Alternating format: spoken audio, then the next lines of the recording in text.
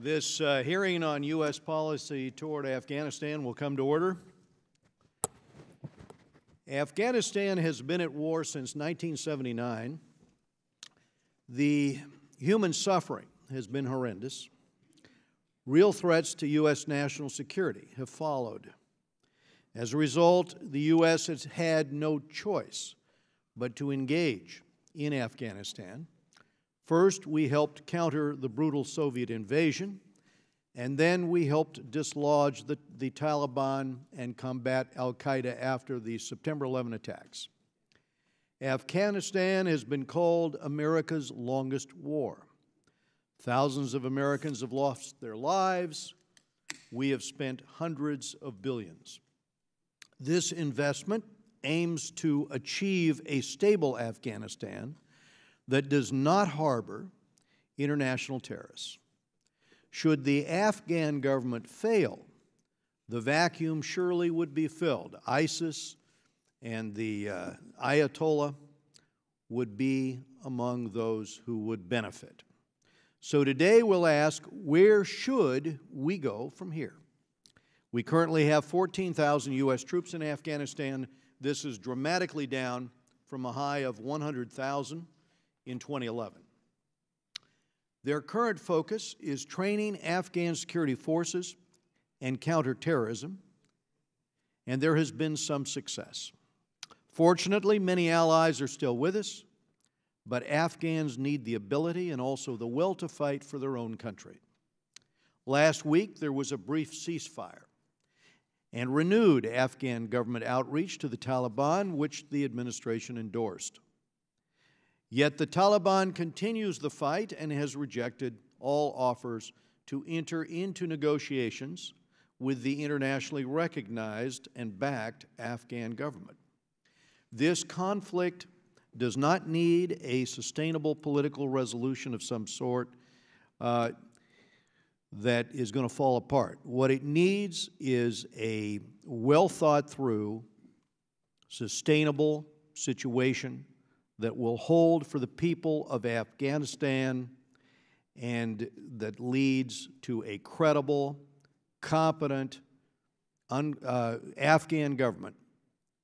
And the administration moved these things in the right direction by scrapping restrictive rules of engagement that had hamstrung U.S. forces.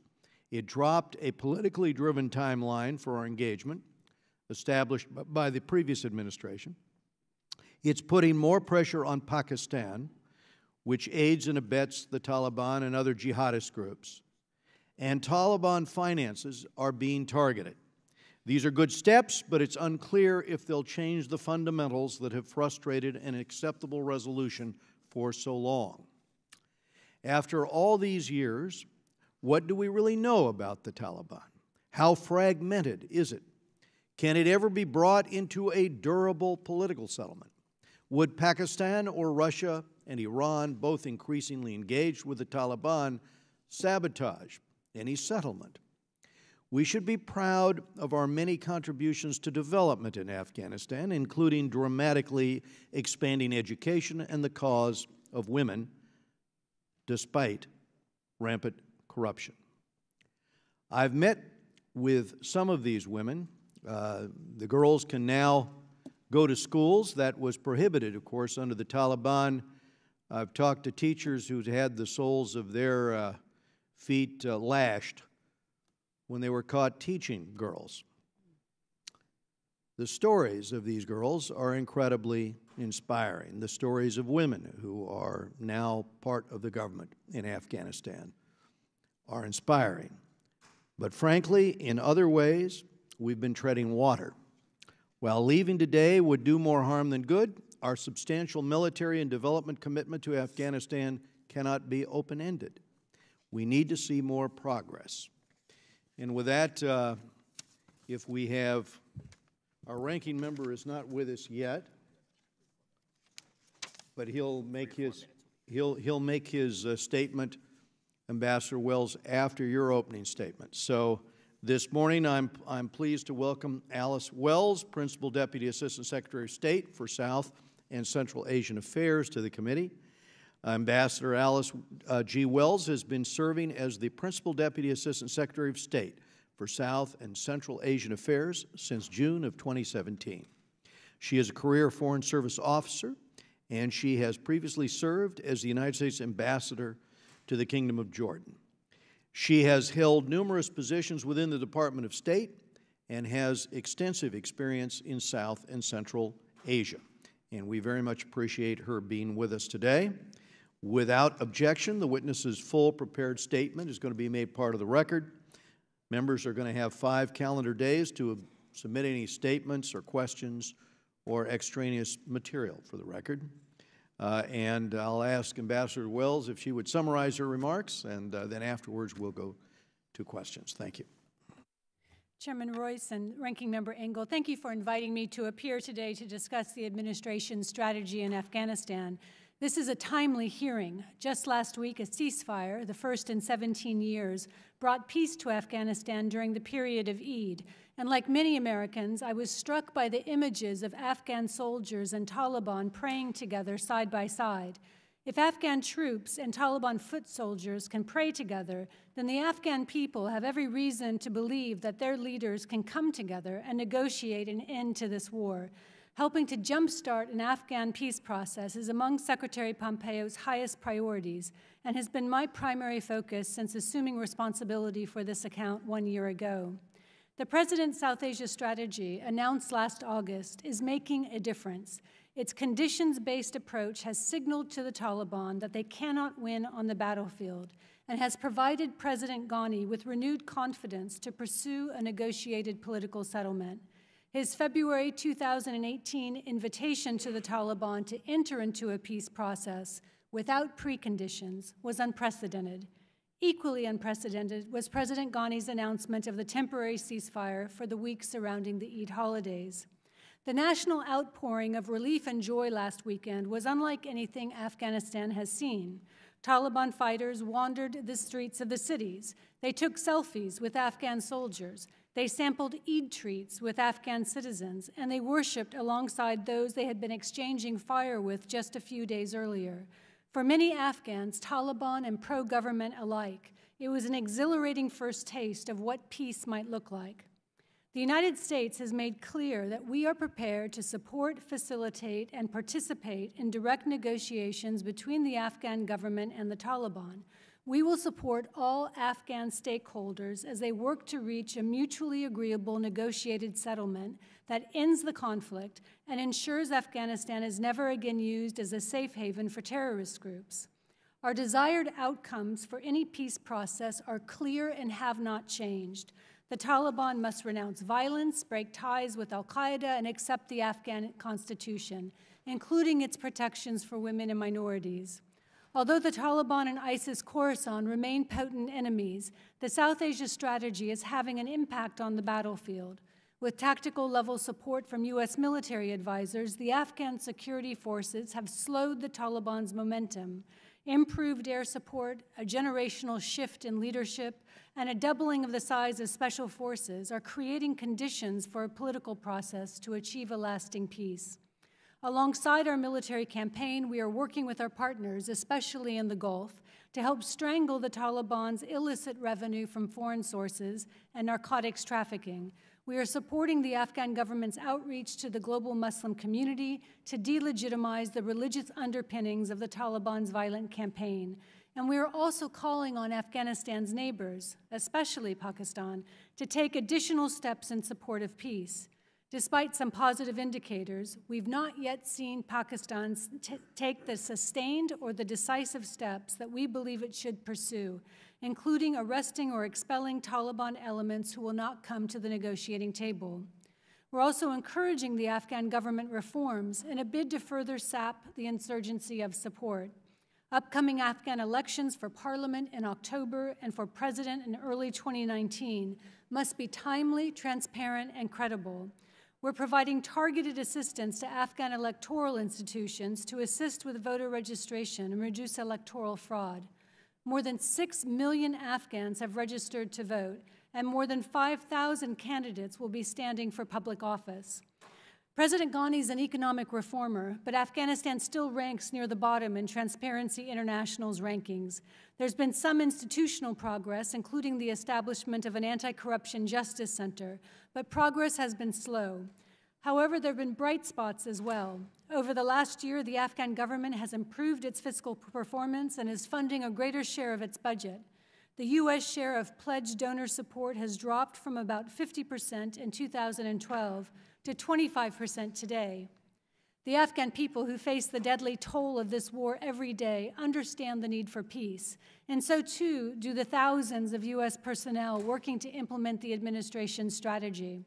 As I noted earlier, the key question remains, will the Taliban join a peace process and make the compromises necessary to end the war? We're prepared to test this proposition. Mr. Chairman, Mr. Ranking Member, thank you for the opportunity to appear before your committee. Congress's support is crucial to our strategic progress, and I look forward to addressing your questions. Thank you, Ambassador Wells. We now go to Mr. Elliot Engel of New York, the ranking member of the committee. Thank you, Mr. Chairman. Thank you for calling this hearing. And Ambassador, thank you for your time and for your service. Our policy, obviously, toward Afghanistan is critical. 15,000 American troops remain on the ground there, fighting America's longest war, and we provide billions in assistance every year. In the 17 years since Americans first deployed to Afghanistan, after September 11th, our troops and those of our allies have performed heroically. There have been significant progress on the counterterrorism front against al-Qaeda. Once estimated as many as 5,000, the number of al-Qaeda fighters in Afghanistan is now thought to be in the low hundreds. Unfortunately, those gains against al-Qaeda aren't comparable to the fight against the Taliban, which most experts consider a stalemate. The Trump administration announced its approach to deal with this stalemate nearly a year ago in what it termed a new strategy for Afghanistan and South Asia. It is meant to be a so-called conditions-based approach that emphasizes fighting to win, downplays nation building, includes a stronger line against Pakistan and a larger role for India, eliminates timetables, expands targeting authorities for U.S. forces, and notably commits to sending additional troops. In sum, the administration seems to be planning to escalate the war in order to break the stalemate, forcing the Taliban to the negotiating table. But what happens if that stalemate is not broken? In its April 2018 report, the U.S. Special Inspector General for Afghanistan Reconstruction, what we call SIGAR, found that the share of districts in Afghanistan under government control or influence is 56%. And unfortunately, that ties the lowest level ever recorded by SIGAR. So we need to be honest. Even with the best military in the world, it's impossible to kill every member of the Taliban. Despite the President's talk, even members of the administration acknowledge that the war in Afghanistan will not be won on the battlefield. The President needs a strategy based on the facts as they are, not as he wishes them to be. So I thank all of the countries which have committed troops to the fight in Afghanistan for so many years, but I worry with attacks on NATO and our allies coming from the President, we are undermining the very alliance which binds the coalition fighting for the future of Afghanistan and our security. So rather than putting more Americans in harm's way, the administration should focus its resources on achieving a political resolution to the conflict. It's a tough pill to swallow, no doubt about it. Many brave Americans have perished at the hands of Taliban fighters, but the Taliban's continued existence is a fact we need to deal with, and the old adage remains true: you don't make peace with your friends. The Taliban refuses to talk directly with the Afghan government. They view it as illegitimate. That's obviously made progress on reconciliation impossible. However, the Taliban has maintained an interest in talking with the United States, even after the President told the UN Secretary, UN Security Council this past January that the U.S. wasn't prepared to talk right now. That's a mistake. If American interests are best served by negotiating directly with the Taliban, then we should stop kicking the can down the road. The Taliban claim that they will completely separate themselves from international terrorism and respect the rights of women and minorities. It's time to see if they're serious. Recent developments may give us an opening. The recent Afghan government ceasefire, the Taliban's separate but reciprocal ceasefire, a potential convergence of interest against the growing threat of the ISIS offshoot in Afghanistan. So far, we've squandered the opportunity. We've heard nothing about how we plan to seize on this ceasefire, and that's no real surprise because, as I have been fighting for many, many months now, the administration doesn't prioritize diplomacy. State Department Office of the Inspector General found that the Bureau of South and Central Asian Affairs, quote, lost both staff and expertise, unquote, as a result of the reckless hollowing out of the State Department. Among those cuts were the experts on peace talks with the Taliban and reconciliation. So Ambassador Wells, now that the hiring freeze is over, will be interested in hearing how the administration plans to reconstitute this expertise. We cannot miss the next diplomatic opportunity because we don't have diplomats up to the job. And diplomacy is going to be at the center of solving this challenge. After many years of war, it's crystal clear that there is no military solution to end the fighting in Afghanistan. But that doesn't foreclose a path to peace that advances American security interests. Now is the time to make peace and security our #1 goal and to implement a strategy in Afghanistan that will help us achieve it. We owe this to the women and men who serve our country in uniform, to those who gave the ultimate sacrifice fighting this war, and to those who perished on September 11th, 2001 in my home city of New York. So I look forward to your testimony. I know you've started, and we're very happy to have you here. I thank you again, Mr. Chairman, and I yield back. Thank you, Mr. Engel. So, Ambassador Wells, I think, the key question here in terms of the willingness of factions in the Taliban or the overall organization to reach some kind of settlement goes to their intentions.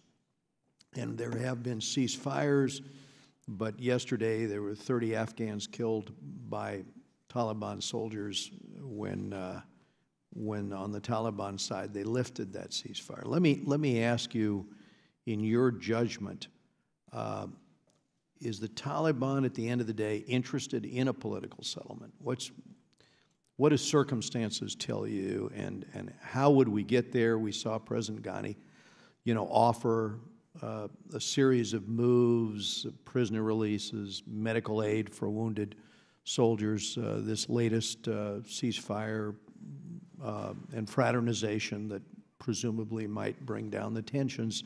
And yet, here was the attack, yesterday. Give me your view on this.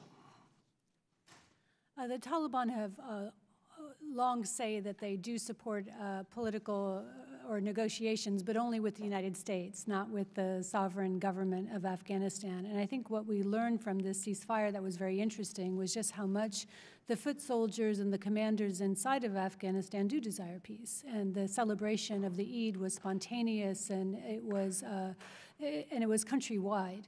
And so I think where we are right now is a Taliban leadership, many of whom enjoy sanctuary outside of the country and don't feel the pressures of day-to-day war, have not yet been convinced to come to the negotiating table, despite what has been an extremely forward-leaning offer of peace put forward by President Ghani in February.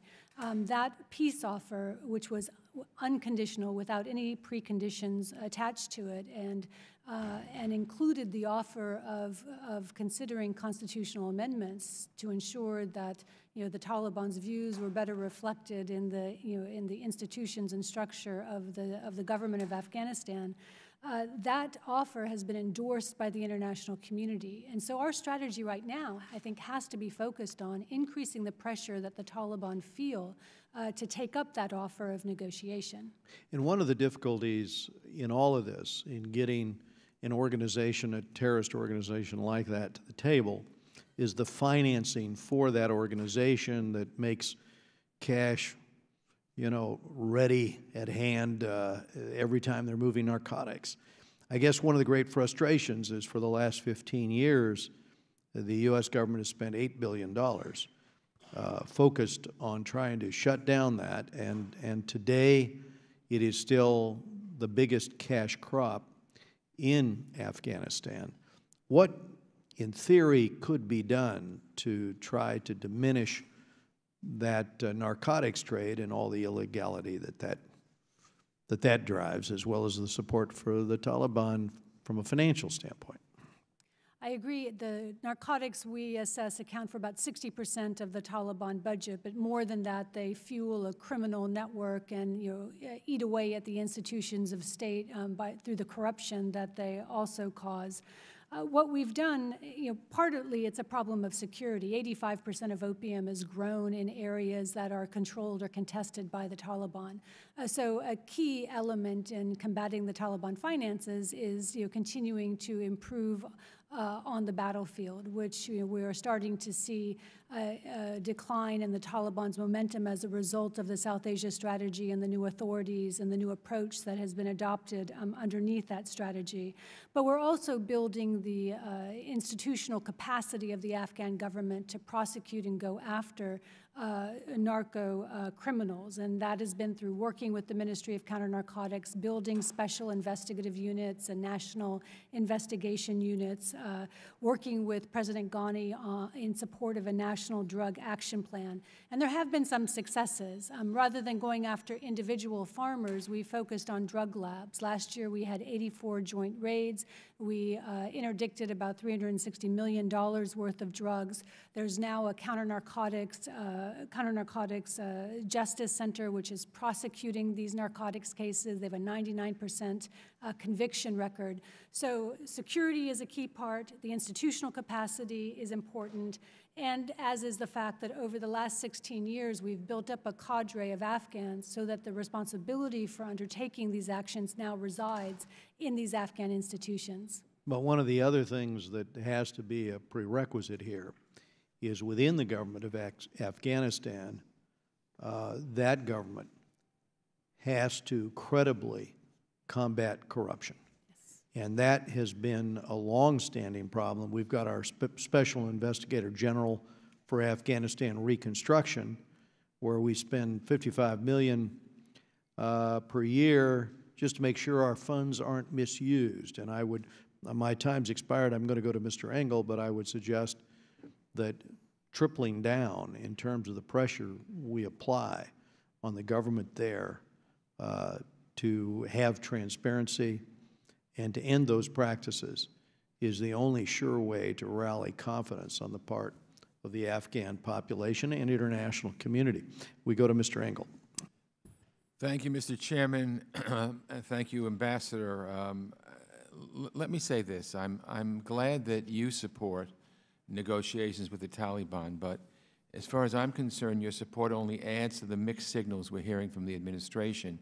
So when you and Secretary Pompeo and General Miller say that we should negotiate, I'm not sure if you're speaking for yourselves or for the administration, because frankly the White House hasn't been so clear. The way I see it, if we can talk to Kim Jong-un, certainly we can talk to the Taliban. And we know the Taliban is interested in direct talks with the U.S. So why won't the administration accept the offer, if only as a bridge to broader talks that would eventually include the Afghan government? Thank you, sir. The South Asia strategy is premised on achieving a pathway to a dignified political settlement. I mean, that's victory under the South Asia strategy. And we have worked diplomatically in support of the military campaign to build an international consensus behind a peace proposal that has been put forward by President Ghani, and have undertaken various lines of effort to put pressure on the Taliban to bring them to the table. The Taliban have had a de facto office for many years in Doha, and there's been no lack of talking, of other countries talking, of Track 2 talking, of the Taliban hearing from the international community and from the Afghan government the sincere desire to begin a negotiated political process. And so, the offer is on the table. I think we've been very clear about how we see ourselves playing a role in a negotiation, both as participants and supporting the process. We are a party to this conflict, but the Taliban leadership has to understand that the very nature of a peace settlement, when you talk about forms of governance, the rights of individuals under the Constitution, prisoner releases, confidence-building measures, these are sovereign issues. These are issues that have to be negotiated with Afghans and not over the heads of Afghans. So we will play our role, But the Taliban, if we recognize them as part of the legitimate political fabric of Afghanistan, they have to recognize that the Afghan government and the many communities of Afghanistan are also part of that legitimate fabric, political fabric of Afghanistan. Let me ask you this question. In your testimony, you state that we have a conditions-based strategy in South Asia, but those conditions, however, have never been spelled out. So what conditions are you referring to specifically? If you could list them, I'd be grateful. Again, the conditions that we're seeking to achieve in Afghanistan are a cessation of violence, a rejection of terrorism, and respect for the Constitution.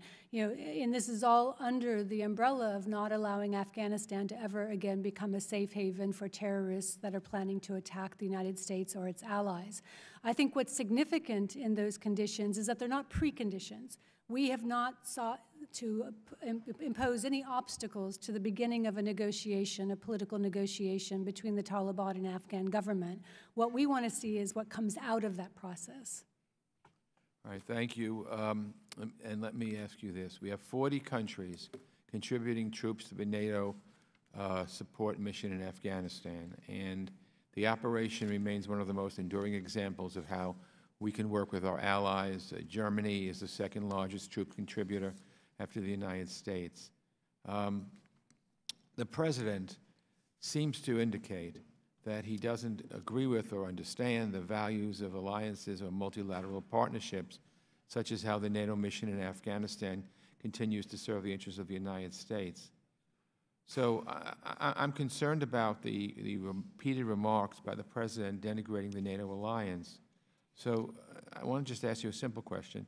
Do you agree that the U.S. is best served by continuing to work with allies and partners around the world? Obviously, the answer would be yes, but I'd like to hear that as the President continues to attack the very countries fighting with us in Afghanistan, fighting on our side. How has strained cooperation with our allies made it harder to implement our South Asia strategy? Having a united international force and diplomatic effort is essential to the campaign to stabilize Afghanistan, and we're deeply grateful for the support of our NATO allies and our partners in the Resolute Support mission.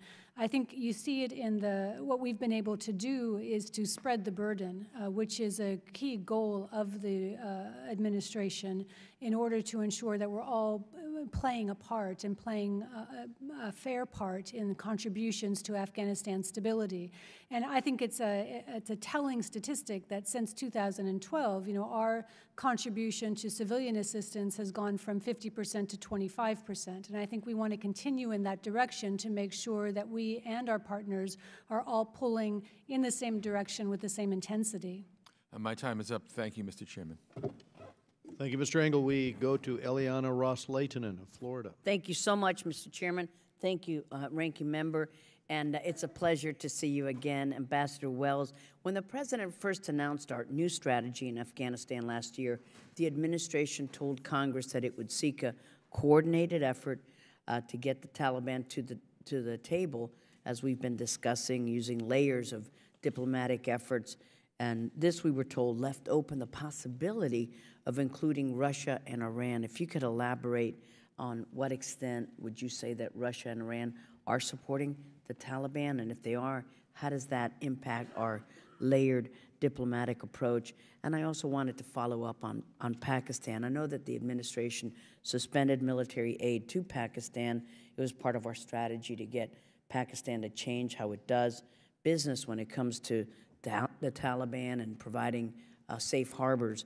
And you testified that Pakistan is on notice that we expect its unequivocal cooperation, ending sanctuaries, but also we haven't really seen Pakistan do the sustained or decisive steps that we would have expected when this new strategy was announced.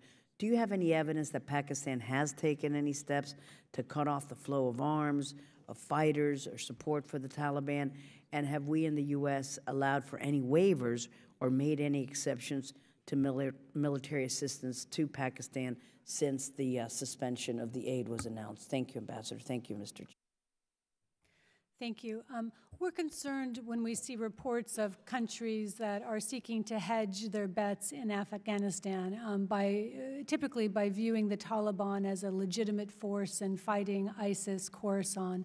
Our strong view is that the only way to defeat terrorism and to bring peace to Afghanistan is to strengthen the Afghan government and strengthen the government's ability to fight terrorists.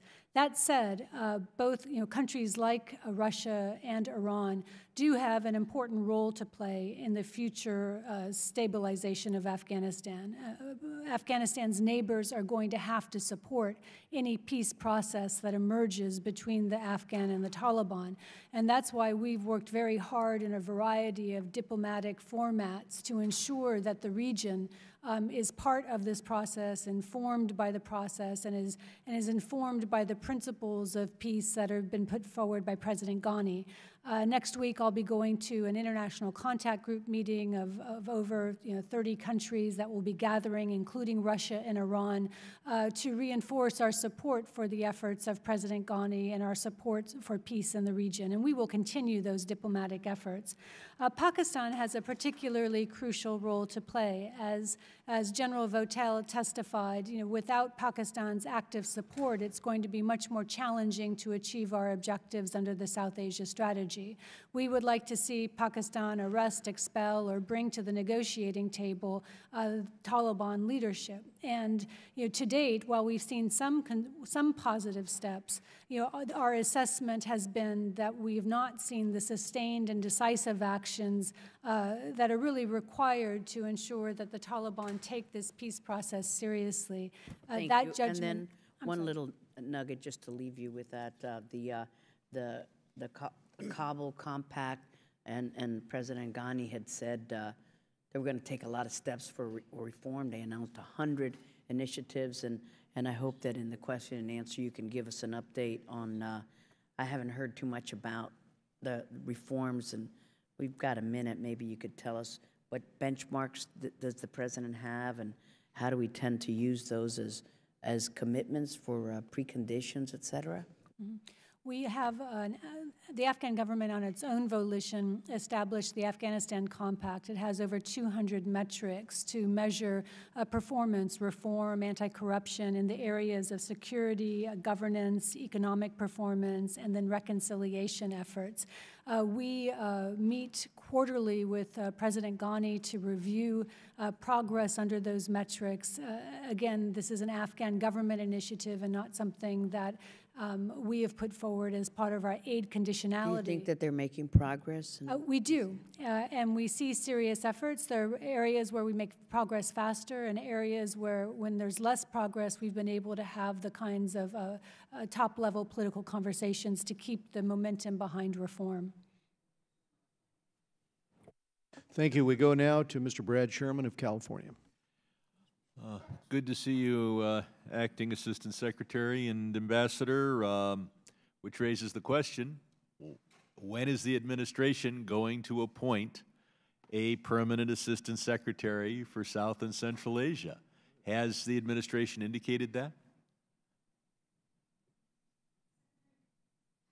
Secretary Pompeo, when he testified, indicated that he would be moving soon to make appointments, including for the Assistant Secretary. Did he criticize or apologize for the fact that throughout the tenure of his predecessor, no one had been nominated to a position as important as the one you're acting in? I'm very grateful that both under Secretary Tillerson and Secretary Pompeo, I've been given full writ to undertake this job. The word acting in front of your title undercuts what you do, the uncertainty of whether you'll keep doing it. If the administration had had the wisdom to simply give you the position, I wouldn't be asking this question. It's my understanding that some 30 personnel positions were cut between the South Central Asia office and the special representative for Afghanistan, Pakistan. Is there any chance that those cuts are going to be restored? Sir, some of and are they needed? Right. Sir, some of the cuts were the result of two bureaus being merged. And, when you overlap two bureaus, some of the administrative staff, the front office staff, and so we were able to take advantage of efficiencies from the reintegration of the two bureaus.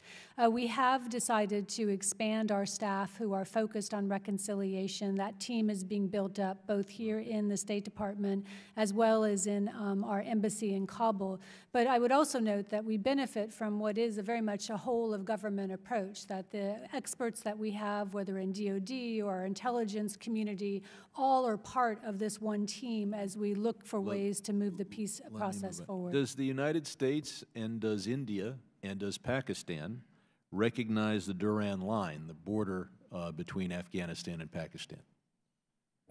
Afghanistan has not recognized. I know Afghanistan hasn't, Right. but what about Pakistan, India, and the United States? Do those three countries recognize the line, or you don't? Or? Right. The Durand Line serves as the international boundary. We And recognize the sensitivities associated with it. But is it the U.S. position that that is the international boundary? That is how we approach the Durand Line, yes. But is there equivocation there, or is No. that okay? So it's just as much as an international border as. But we believe that the border management is going to be best Yes. done when you have the countries working together. And so what about India? Does India recognize that as the international border? I actually don't know India's position. I hope sir. you'd respond to that, because India is a poor country. It does provide foreign aid. There's to a limited degree. There are crying needs in its own that are even closer to India than Afghanistan is, namely Myanmar, Burma, Bhutan, Sri Lanka. But India is instead providing substantial aid and has a substantial involvement in Afghanistan. Is there what degree of harm does that cause by making the Pakistanis nervous and causing them to support the wrong elements in Afghanistan, or at least not to help us go after the wrong elements? To what extent is India's generosity to the people of Afghanistan causing a problem with Pakistan? First, we see India's support to Afghanistan as very important. They're a responsible aid provider. They've pledged $3 billion in assistance through 2020. The Afghan government welcomes that assistance, and the Afghan government welcomes and seeks a strategic partnership with India. When it comes to Pakistan's tensions over and its concerns over encirclement... So let me interrupt you. Afghanistan wants a strategic partnership with India. Yes. Afghanistan claims a huge chunk of Pakistani territory, and we're surprised that Pakistan, although you won't admit it and they won't admit it, is working against our interests for a strong, united Afghanistan, which longs to be an effective strategic partner of India. We've welcomed the recent Afghan-Pakistan discussions to deal with these issues that you raise, including management of the border. And there's been an agreement recently to establish liaison officers and to be able to collaborate more effectively on the border. I'm sure there is some collaboration. There is also substantial support for Pakistan to bad elements in Afghanistan. I'll just make one final comment, and that is you have a very tough job. The only tougher job would be to come to any of our districts and explain why we haven't destroyed the poppy fields, because Afghanistan is a battlefield, but so are the towns and cities of the country, many of our neighborhoods. I yield back. Thank you, Mr. Chairman. We go to Mr. Chris Smith of New Jersey. Thank you, Mr. Chairman, and thank you for convening this very important and timely hearing. Ambassador Wells, thank you for your leadership and for your sober but I think cautiously optimistic take on the prospects for peace. It is encouraging, but of course the way forward is strewn with obstacles, and you know it better than anyone. But thank you for giving us that insight that there was an exhilarating first taste of what peace might look like. I think that again offers more encouragement that this can happen. I would like to ask you, if I could, discerning the intent of the Taliban leadership. Taliban, as you know, as we all know, within the last few hours attacked a Afghan base in Baghdad and killed 30 Afghan soldiers, according to Reuters. Perhaps 8 or more were wounded. And there's always a concern that a hostile power will use the prospects of peace or the facade, the cover of peace, as cover to accelerate their violence. And I wonder how that has factored into the thinking, yours as well as the administration. Secondly, on aid conditionality, which you mentioned a moment ago, entities of the government of Afghanistan, particularly the Afghan local police and Afghan national police, which are on the front lines of combating the Taliban, as we all know, are known to have recruited children to serve as combatants or as servants, including as sex slaves. In fact, a 10-year-old boy was assassinated in February of 2016 by the Taliban after he had been publicly honored by the Afghan local police forces for his assistance in combat operations against the Taliban. As you know, the Child Soldiers Prevention Act of 2008 requires, subject to a national interest waiver, the United States to cease military aid where the government is allowing children to be trafficked in its forces as child soldiers. I wonder if you could convey to us how seriously we are raising that issue with the Afghan government, and what steps, if any, did the government of Afghanistan take in 2017 and into 2018 to cease using child soldiers in its forces? Thank you. I think when it comes to the Taliban resuming violence after the ceasefire, this is going to be a critical time, I think, to underscore the dispute within the Muslim world over the raison d'etre, the reason why they're fighting this war. And we've seen some very important developments. Pakistan issued a fatwa, over 1,000 members of their ulama, the religious establishment, condemning suicide bombing, condemning some of the tactics of the Taliban. The Indonesians gathered Afghan and Pakistani ulama and reiterated this condemnation and called for peace and reconciliation. The Afghan fatwa, over 2,700 gathered and signed a fatwa in favor of peace, against suicide bombing, in favor of peace negotiations. The OIC is gathering in the next 2 weeks to also have a conversation. I mean, this is, I think, a real moment of changing of opinion in the Islamic world about what is going on in Afghanistan, and taking greater ownership in trying to frame that this is the time that, to negotiate for the Taliban with an Islamic government of Afghanistan. And so we will continue to encourage these developments and to put as much pressure as we can on the Taliban through all of the various lines of effort, that now is a moment to seize the opportunity of. At the same time, you're so right that the reforms that the government take are critical. So, when it comes to, for instance, children sex slaves, we've worked with the Afghan government over many years. That practice is now criminalized in the penal code and in other regulatory measures. We do extensive Leahy vetting for all of our military assistants and who we work with in Afghanistan to ensure that we're not supporting Afghan officers who are engaged in that behavior. We've extensive human rights training that we provide. And through USAID, we've done vocational rehabilitation of 6,000 of these victims of this sex slave practice. On child soldiers, same, I think, commitment by the Afghan government has been criminalized. There are active measures to ensure that children are not recruited, including 22 centers around the country that interdict when they see efforts to, for children to be inducted into the service. And so this is very much on our agenda, sir. Ambassador Wells, thank you very much. Albio Series of New Jersey. Ambassador Wells, thank you for coming. We appreciate you having you here today. Ambassador, I just have an observation that I'm going to ask you a question. I'm very hopeful that we do have a prospect for peace in Afghanistan. But I look at the Colombia Peace Pact, and I see what is done to the drug growth in that country. And I just want to make sure that when we talk about peace, we do take in consideration that this is a very lucrative business in Afghanistan. And I don't know if we want to continue just basically saying it's okay for them to keep growing this, the opium growth. So we've seen the growth that has been in Colombia, and I hope if we do have a peace in Afghanistan, that we focus on that, because I would hate to have peace and have such a growth in the opium drug growing. And my question is, we have a growing concern that Afghan politics and society is becoming increasingly fragmented alongside ethnic and ideological lines. What impact do you think that's going to have for political stability in that country?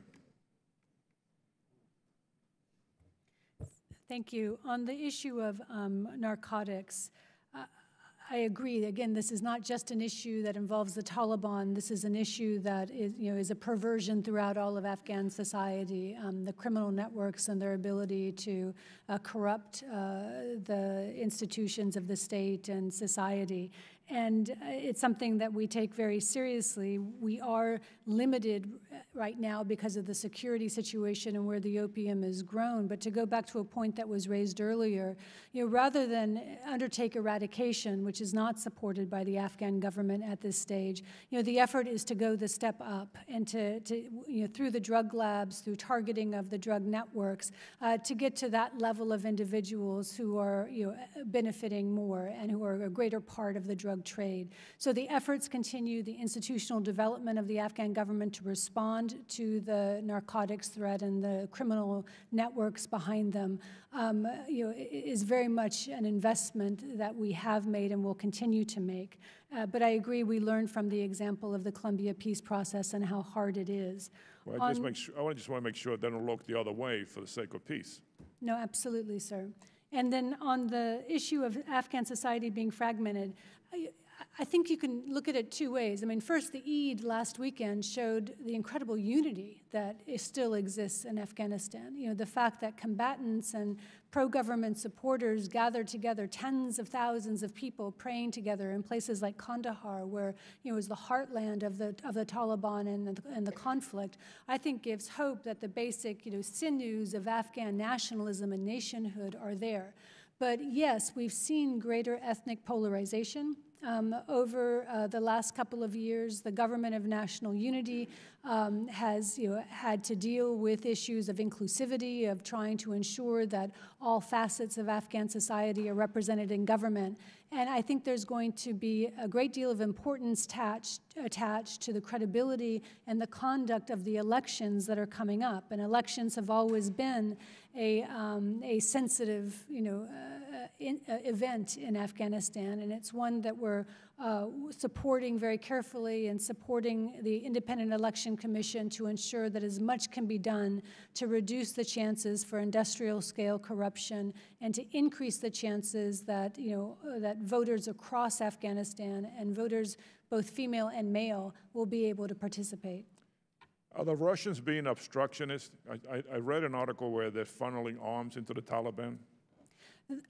The Russians have been very unhelpful in falsely accusing the United States and undertaking propaganda campaigns to suggest that somehow we've introduced ISIS Khorasan into Afghanistan and seek to artificially keep the terrorist battles going. And so we believe that Russia has an important role to play in being a supporter of peace in Afghanistan. They certainly benefit from a stable Afghanistan. Are they funneling arms to the Taliban?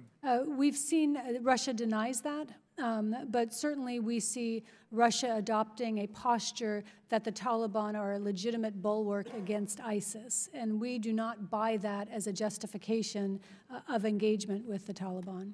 Thank you very much, Ambassador.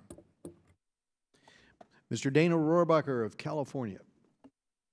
Well, thank you very much, and I'm sorry that I don't join in your optimism, and watching people pray together is not, I mean, the next thing we know, we'd say, well, the next step would be sitting around a campfire singing Kumbaya, as if that has anything to do with creating peace in this war-torn country. Afghanistan is a society that is based on tribalism and ethnicity. And our greatest, and what has been reconfirmed today, Mr. Chairman, is that we continue down a road of trying to remake Afghanistan into a democratic system. And that's why we're failing. That's why that will not succeed, because it is totally inconsistent with their national character. And we did this from the very beginning, over my objection many times, trying to create, and we created the most centralized constitution of almost any country in the world over a people who are the most decentralized people in the world. And then we were surprised when it doesn't work and people are upset and join military units. Let me ask you, are the Pashtuns still the major element, if not the dominant element, of the Taliban? Yes. Okay, and so now we have the Pashtuns, and people understand that area, that half the Pashtuns are in Afghanistan and half of them are in Pakistan. And let me just say that we have to understand that and deal with that, or we're never going to have peace. We made a mistake in the beginning trying to, as I say, recreate this centralized government in Kabul, and then we permitted crooks and criminals to take over that government and loot the country of billions of dollars. And we expect the Afghans just to say, oh, well, now we can have a democratic process. Look what it's doing for us. Let me just note also that the major opium production areas, poppies, in that country is in the Pashtun areas, is it not? It's dominated in the Pashtun areas. Right. And we have done nothing. And let me just note, when I say, yeah, we've gone through a lot of PR type of things that make it look like we're doing something. If we wanted to eliminate the poppy production in Afghanistan, we could do it within a week. And we have technological capabilities, and we have not done that. And thus we have permitted the Pashtuns, the Taliban, to have a major source of billions of dollars of input, which permits them to have the bullets and the guns that are necessary to have the terrorist organization and the radical Islamic type of regime they're trying to build. Do you know what the status, for those who are watching or reading this, we realize that what really worked in Afghanistan, what really worked after 9/11 was when we allied ourselves with the anti-Taliban forces that were also basically made up of Uzbeks and Tajiks. And the leader of that group was General Dostum. For anyone who's seen 12 Strong, he's the man who actually organized our effort to drive the Taliban out of power in the first place. Where is General Dostum today? Turkey. Yeah, right. And he is in Turkey because there have been major assassinations attempts against him.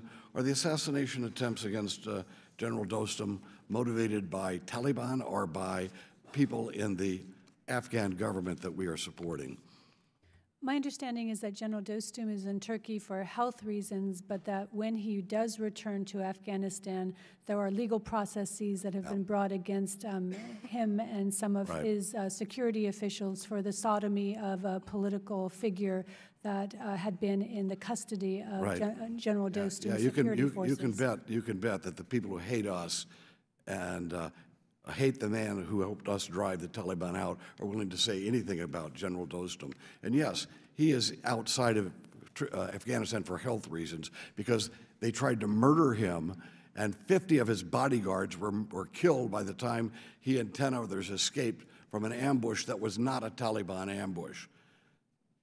American people, we are in a murky situation here. The Pakistanis, who we have been treating with kid gloves, are clearly a pro-terrorist element and a pro-Taliban element in this whole fight. And until we start realizing this, all these things about praying together or all the reforms you're talking about in the democratic centralized process in Afghanistan will mean nothing, and more Americans will die. We've got to get real or we will lose for good. Thank you very much. Tom Suozzi of New York. Thank you, Mr. Chairman. Thank you, Ambassador, for being here today. I have to admit, I'm very frustrated in this process of trying to discover what the civilian strategy of the United States of America in Afghanistan is. I've only been here for a short time, but I've had the opportunity to ask Secretary Tillerson about this. I've had a chance to ask Secretary Pompeo. I've spoken to you over the telephone. I've asked Secretary Mattis. I've asked USAID. What is our civilian strategy? We hear about the whole of government approach, but I can't get the details of what it is we're actually doing. So you referenced earlier about the 25% contribution towards the civilian efforts that are being made by the United States government. And I want to determine first, are you referring to the $3.7 billion a year that was agreed to at the Brussels conference, of which America is putting up $1 billion a year of that money? Yes. Okay, so that was done in 2016 under the previous administration. So that commitment is the commitment that still stands from the Brussels conference in October of 2016. Our aid levels are lower than that $1 billion figure, but in general, that is guiding the approach by us and the international community. So, but is the number $3.7 billion a year that's being spent by the international community, or is it lower than that number? I would have to get a breakdown of what has actually come through in terms of... Well, that's what I've been trying to get for a long time. I would like that breakdown of what the international commitment for civilian efforts is, specifically what the number is, because I had to get this from outside of the U.S. government to determine what this number was. I'd also like to know, and I'll send you a follow-up letter if necessary, I'd like to know what are we spending our money on? And what is the international community spending its money on? So it's $3.7 billion a year, but what are the specific programs that it's being spent on? We've heard a lot about poppy eradication. We've heard about a whole bunch of different things. I'd like to know specifically how much money is being spent on each of the efforts by the Department of State, by USAID, by the DOJ, by the DEA, specifically, and I've been asking for this for some time, that's why I'm frustrated. I want to know specifically, what are we spending our money on and to what effort? Because I don't feel like we have a comprehensive strategy. I feel like we have a list of a lot of good work that's being done by a lot of good people that are working very hard, but I don't see it as being a strategy, and I think that's a big contribution. I think the military strategy is clear, and we are clearing and holding property, but in our efforts to transition and to redevelop the areas, I don't know what that effort is. So I'm very frustrated because I've asked this question many times, and I'd like to get specifics about how much money we're spending and what programs we're spending that money on. Could you, off the top of your head today, give me a rough idea of the $1 billion a year approximately, or if it's a different number, what percentages are being spent on different efforts? Like how much is being spent on infrastructure as a percentage? How much is being spent on poppy eradication? How much is being spent on schools or on sewers or on teaching prosecutors to be prosecutors? Can you give us a rough idea of how that money is being spent? I'm happy to provide and talk to my USAID colleagues to provide a more detailed letter to you with the breakdown of assistance. As I'm sure you heard from USAID, the overall principles that drive the new development strategy are trying to improve the government responsiveness to citizens, to increase a private sector-led and export-led growth, and to consolidate the social gains in health, education, and women's empowerment. You know, outside of USAID, we have, INCL funds, which are providing the training for, or the counter-narcotics and the law enforcement capacity. We have the Bureau of Counterterrorism providing specific assistance programs, including to enhance the security of Kabul and other urban areas. But it is a complicated topic. The numbers are confusing, and we can provide a very detailed letter for you with that breakdown, sir. Okay, that would be very helpful because even the things you just told me now, do you know, of the $1 billion, how much is being spent on poppy eradication? First off, I want to clarify that it is not $1 billion. And so when we talk about Afghanistan for the 2017, the numbers that I have that are actual, the INCL monies were about $160 million. So if it's not $1 billion, could you give me a rough idea of what the number is overall? The 2019 request that we have is $632 million. And how about the actual for the previous? It's $160 million. I'm sorry, the Afghanistan numbers are $632.8 million request for 2019. And how about 2018? For 2018, it was $782.8 million.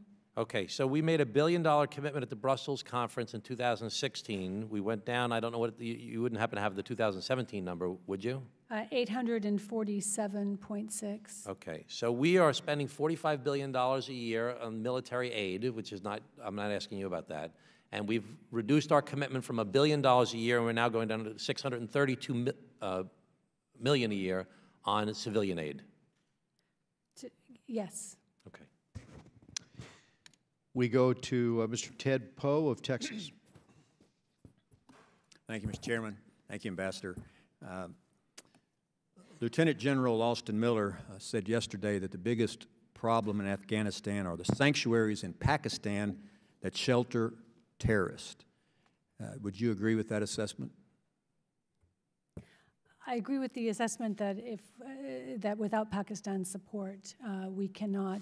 It will be very challenging to achieve our goals in Afghanistan, and that sanctuaries continue to exist in Pakistan for Taliban and Haqqani network leaders and fighters. So over the years, we've had our troops down there in Pakistan. I've been down there on the border, as many other members of Congress have, and they're doing the best job they can. But during the day, the Talibanis come across the border, commit mischief, then run back into Pakistan and hide. Pakistan government has hidden terrorist leaders in the past. They are sanctuary for terrorist leaders.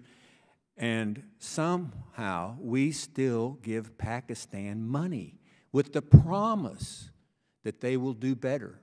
They sweet talk us and say, oh, give us more American aid, we will go after the terrorists. We do that every year. We continue to do it. We've done it for I don't know how many years, 17, and yet nothing changes. They harbor terrorists. They fight terrorists in their country, but they pay for terrorists to go across the border into Afghanistan that kills Americans and our allies and Afghans. I think it is nonsense that we continue to send money to Pakistan with the promise we will do better. That's just my opinion. How much money have we spent, taxpayer money, over the last 17 years in Afghanistan? On the civilian side, we've spent approximately $29 billion. How about the military side? I don't have the figures for that. You have any estimate? I don't. So it's $29 billion on the civilian side, and who knows how much on the military side. Secretary Mathis stated, I think in October of last year, that the United States is will stay, if necessary, in Afghanistan indefinitely. Now, to me, that is problematic. No end in sight. We've been there 17 years, no end in sight.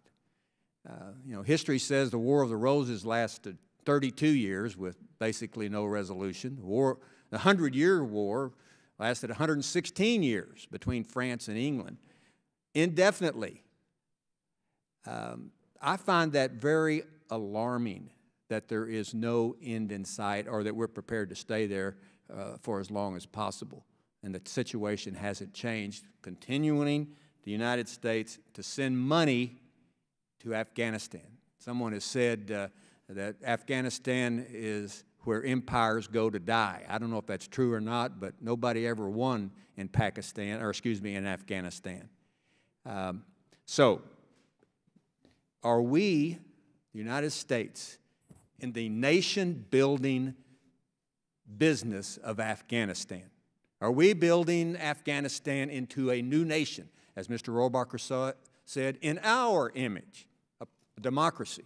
Are we in the nation-building business with that $29 billion we spent on civilian programs? President Trump has been very clear that we are not in the nation-building business. And I think rather than terming the war an indefinite war, what the administration has sought to counter was the idea of having a troop surge and announcing the departure at the same time, allowing the Taliban to wait us out. And so we're no longer giving the Taliban the luxury of knowing when the United States plans to leave. Instead, the United States will leave when we're assured that Afghanistan is not again going to become a safe haven for terrorists plotting against us. We can't. And that may be indefinitely. I But we only have a can't- few seconds. That may be indefinite because we don't know that that's happening. Has the situation changed in the last 17 years? Aren't we in the same place that we were 17 years ago? We got Pakistan still supporting terrorists. They're terrorists. The government is shaky in Afghanistan. Aren't we in the same situation? But yet we say, and I'm not arguing with the President's policy, we say we will be there indefinitely if need be to make sure that we obtain victory. The situation's changed because the Afghan National Security Forces are in the lead. We are not. The situation's changed because we're putting unprecedented pressure on Pakistan, including the suspension of $1.6 billion in military assistance and $900 million in coalition support funds.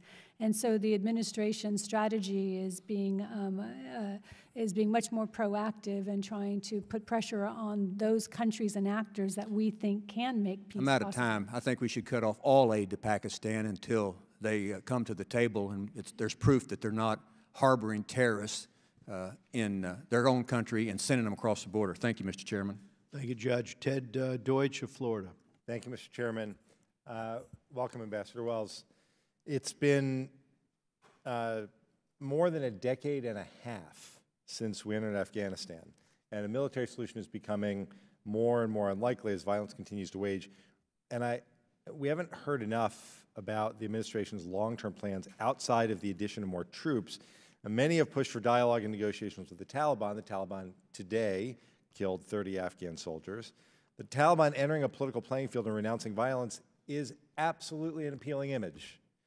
But dialogue with them is also an incredibly dangerous endeavor, I think. After 17 years of our military combating the Taliban and facing casualties and destruction, the Taliban continues to engage in terror tactics targeting civilians, the Afghan government, and U.S. forces, and then the introduction of ISIS-aligned groups has further complicated the field.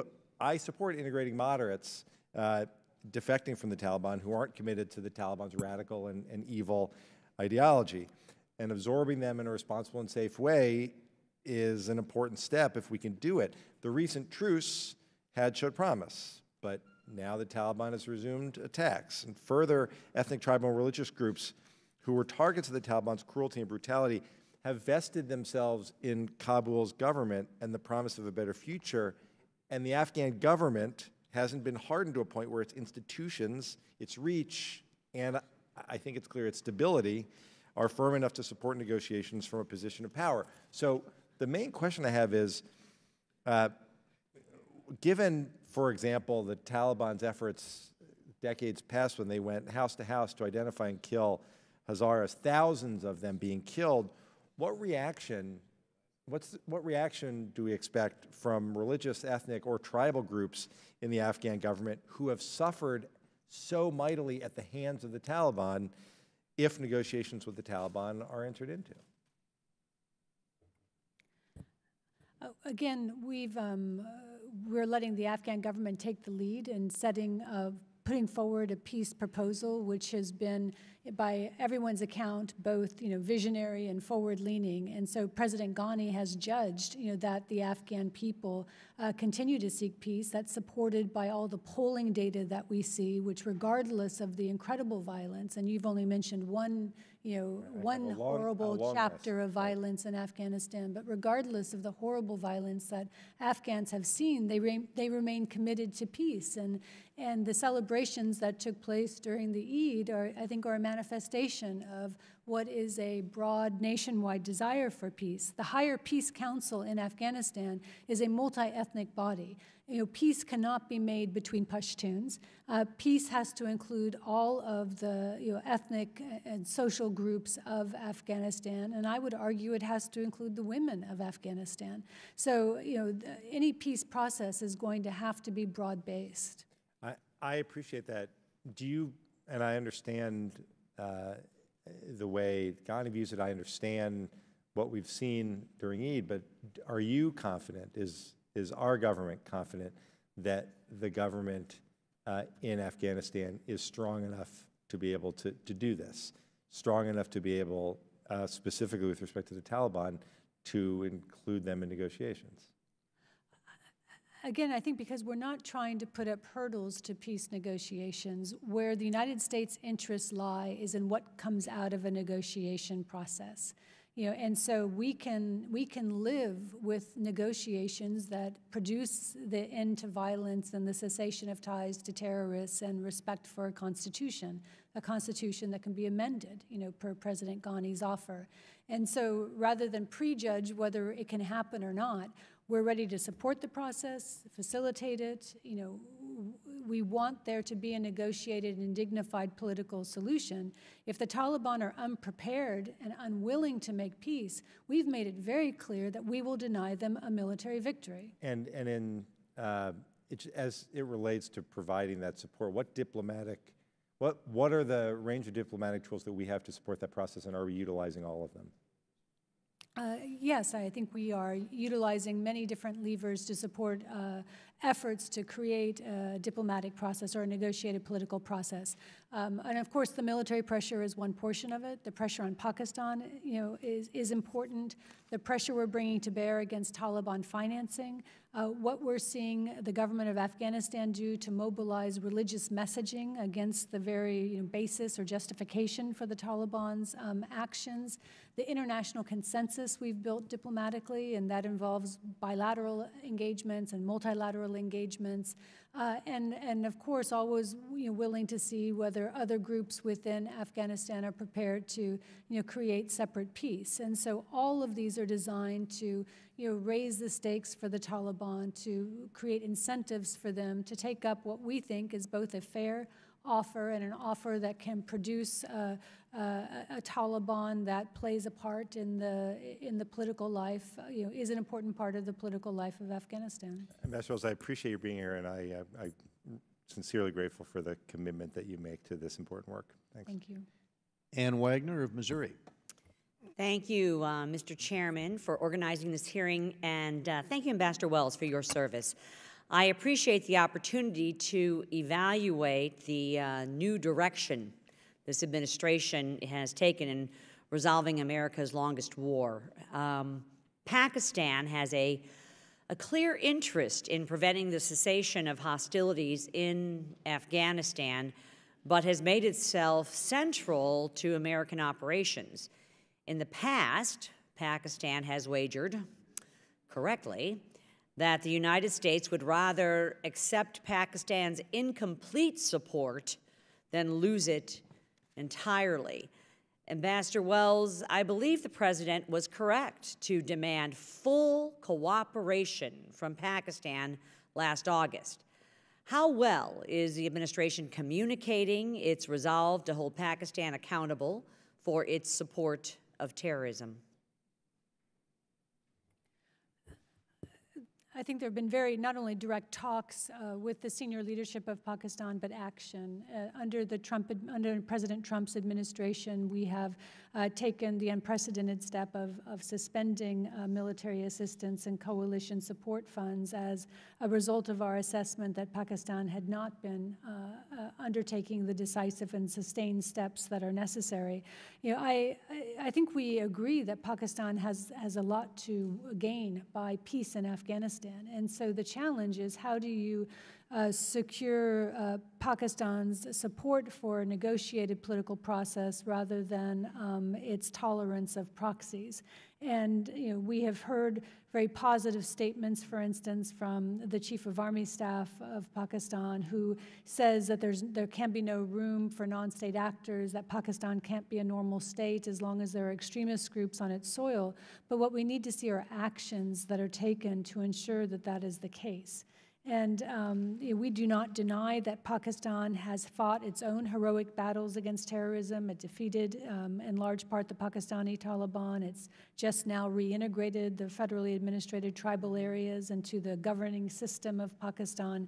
But we treat all terrorist enemies of Pakistan as our terrorist enemies. And we expect that Pakistan should do the same. Well, I hope we continue to withhold that funding until we see measurable action, Ambassador. How is the administration building relationships with Central Asia countries to reduce our dependence on Pakistan?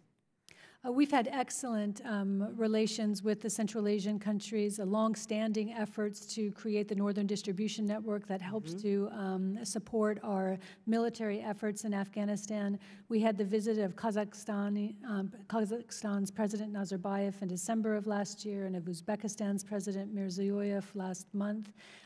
Both leaders and are important in not only providing the kind of support for the Northern Distribution Network, but in stitching Afghanistan back into the region. And when President Ghani went to Uzbekistan for the first time any Afghan leader went to Uzbekistan was in December, he said Afghanistan's a Central Asian nation. And so through our engagement with the Central Asian states, and we engage in a C5 format with all of the Central Asians, we very much are supporting their efforts to proactively increase trade with Afghanistan, increase exchanges, give Afghanistan options as it builds out its economy and its diplomatic relations. How do U.S.-Russia relations affect the feasibility of northern supply lines through Central Asia and the Caucasus? Well, the Northern Distribution Network has operated successfully and continues to operate successfully. I would just argue more generally, Russia has important interests and concerns in Afghanistan and an important role to play in helping to stabilize Afghanistan. And we would like to see Russia do more to provide the kind of assistance to the government of Afghanistan so that both militarily and diplomatically it can defeat or bring the Taliban to the negotiating table. Although India declined to put boots on the ground in Afghanistan, it has shown a keen interest in strengthening the Afghan government's capacity. How is the administration encouraging deeper Indian involvement? Briefly. We've worked with India. We do joint training programs. USAID, some of its training programs are conducted in India.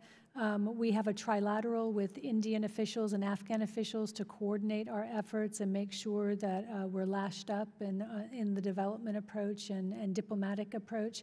And India has played an important role in hosting business conferences so that private sector companies interested in investing in Afghanistan can use India as a launching pad. Thank you, Ambassador Wells. My time's expired. I yield back, Mr. Chairman. I'll just remind the members we're expecting votes momentarily, so members don't need to use all of their time, and we're going to go to Robin Kelly of Illinois. Thank you, Mr. Chair, and I won't use all of my time. How will the October elections influence possible peace talks, and if elections do not take place, will the U.S. position that the Taliban should negotiate directly with the Afghan government and not directly with the U.S. change? We think it's important that the elections take place in a timely and credible way. It sends a strong signal about the inclusivity and the strengthening of democratic institutions in Afghanistan. So our efforts to date are very much focused on helping to empower the Independent Election Commission, make sure they have the resources and the capacity to undertake what is a critical reform this electoral season by having voting be based on polling centers so that you stop the industrial level stuffing of ballot boxes. I think that the Afghan people, as we've seen in both the numbers who have registered and the number of candidates who have come forward, are vested in this democratic process. I'll stop so my colleague can get his question in. And we go to Ted Yoho, Florida. Thanks, my colleague, Ms. Kelly. Thank you, Mr. Chairman. Ambassador Wells, thank you for being here. You know, this is just one of those things that everybody wants to come to an end, but yet I don't see a clear strategy of how we're going to do that. Answering Ted Poe's question about the cost of U.S. military, since 2001, we spent $752 billion is the number I have. So we're well over $1 trillion trying to bring peace to Afghanistan. As Dana Rohrabacher brought up, it's a very tribal and separated culture. The Pashtuns, half in Afghanistan, half in Pakistan, and they're the major opium areas. And if I understand my notes correctly, there's more opium being grown in Afghanistan today than there was before we started our war on drugs, as there is more cocaine in Colombia. after we started the war on drugs. And of course, now Mexico has 72,000 acres of opium. And so, you know, it seems like we're going backwards with the amount of money, the time, resources, and the loss, tragic loss of life on both our sides and the Afghan. We need a new game plan to do this. My question to you is, any peace process you brought up, you were talking about in Afghanistan, must include the Pashtuns, the women, and things like that. And I agree. I think those would all be good. But does the system in Afghanistan allow for that? You know, with the amount of corruption in the government, what's your thoughts? I think the government has been organizing itself in preparation for the possibility of peace negotiations. You have the establishment and the re-energization of a higher peace council that it's multi-ethnic, it has women on it, it's been engaging at provincial levels, it's brought together youth, it's brought together religious leaders and part of a national conversation about what peace might look like. You've seen gathering of religious leaders, the 20... And I saw that, and I think that's a great thing that they all came together and they had those three things they denounced. Let me ask you this. Do the people in Afghanistan, do they believe in a government with a democratic process? Are they so ingrained into a tribal government? Can they even see the possibility? Or are we talking generations to change that situation? Well, Afghanistan's had successive elections. I'm not trying to deny the tribal nature of society or the importance of tribal structures or tribal elders, but Afghans have demonstrated by registering to vote, by stepping forward as candidates, that they've embraced, you know, this democratic experience. Do they understand, believe, and support the Constitution in their country? Do they understand that? Because French philosopher de Tocqueville, when he came through the Americas, in the North America in the 1800s, was astounded by the level of understanding people had of our Constitution, and that's led to us where we're at because it was from the bottom up. Do they have that same comprehension? I think the people on the street. I'm probably not capable of answering that question, but what I would say, sir, is that enshrined within the Afghan Constitution is the ability to change it, and the ability to convoke a constitutional loya jirga, a traditional gathering of Afghan leaders. So I think Afghanistan's constitution does not deny Afghanistan's traditional forms as well. It doesn't deny it, but it doesn't empower the people, because I'm gonna just cut it off here because we're out of time, but I appreciate your time and I'd love to talk to you more. Thank you, Mr. Chairman. Thank you, Mr. Yoho. Joe Wilson, South Carolina.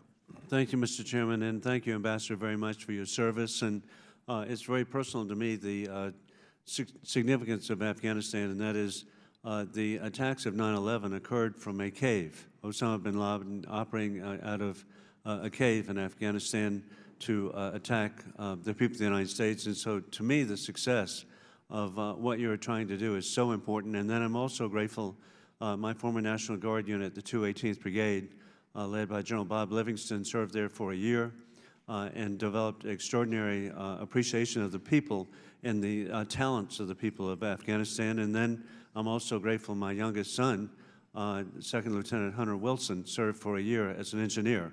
So I've seen it from ground up with almost 15 visits over the years to see the potential that we have. And it's so important. And of course, it does relate to the global war on terrorists. And that is that the focus of counter-ISIS campaign has been on Syria and Iraq. But ISIS has a foothold in Afghanistan and continues to launch attacks against Afghan and coalition forces. To what extent is the Islamic State Khorasan Province, ISKP, a threat to stability and of the security of Afghanistan? Estimates are broad, but perhaps 2,000 to 5,000 ISIS fighters exist in Afghanistan. They're primarily drawn from other disaffected members of other terrorist groups, whether it's the Taliban or TTP or IMU, the Uzbek-dominated group. But I think we have to be concerned by its resilience. We take it seriously. We've targeted it heavily in Nangarhar and Kunar, and as well as in Jowzjan in the north, where there's been an outpost. And it's a reminder to us that there's something worse, than an insurgency that's a nationalist in nature. So it is a threat we take extremely seriously and have devoted significant assets to eradicating. And indeed, a safe haven for ISIS, for Islamic terrorists there, has direct consequence here. Have the changes in the ISIS relationships with other groups in the area or activity, internal cohesion, or operational abilities, to what extent is the group a target of U.S. operations or strategic planning? I think ISIS is a reminder of why we're still in Afghanistan and need to have this commitment to Afghanistan, because the chaos and the insecurity that the Taliban insurgency has created has allowed this petri dish, for other terrorist groups to take advantage. We're in Afghanistan because Afghanistan poses a threat to our homeland, and it poses a threat to our allies.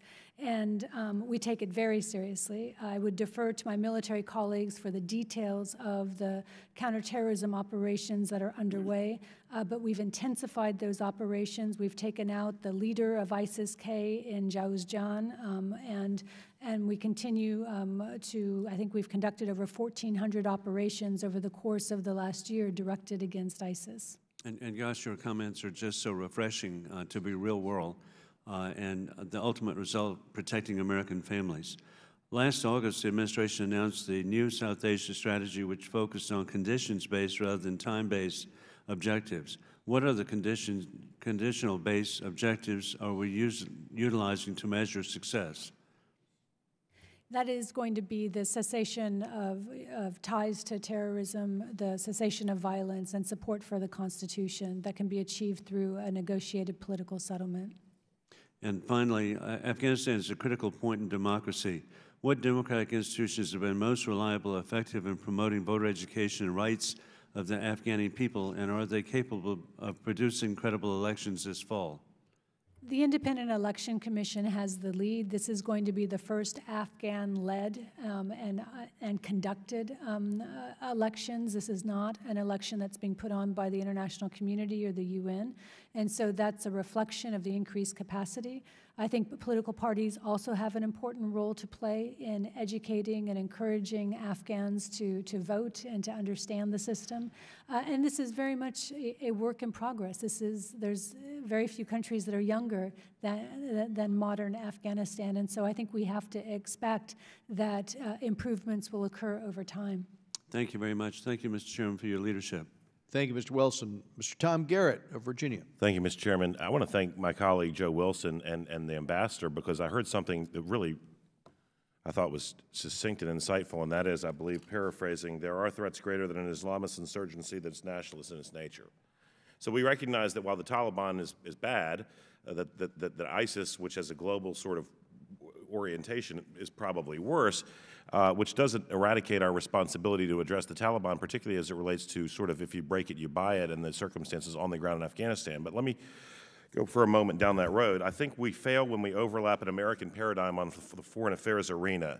Americans presume that when we deal with other nations, there's a strong, preeminent federal government. I would argue that in Afghanistan right now, try as they might, there's not that they aspire to have a strong, preeminent federal government, but the fact that you can't drive from the airfield to the compound without enhanced security measures would indicate that, in fact, the control of the centralized government in Afghanistan isn't what they like for it to be, the security apparatus, et cetera. So we need to understand the reality on the ground, and whatever country that we're dealing with, in this case Afghanistan, doesn't mirror that which we've become familiar with here at home. Number two, we talk about the Taliban. And I would posit and seek your comment in a moment on the fact that I would argue at this juncture there is no the Taliban, there are Talibans.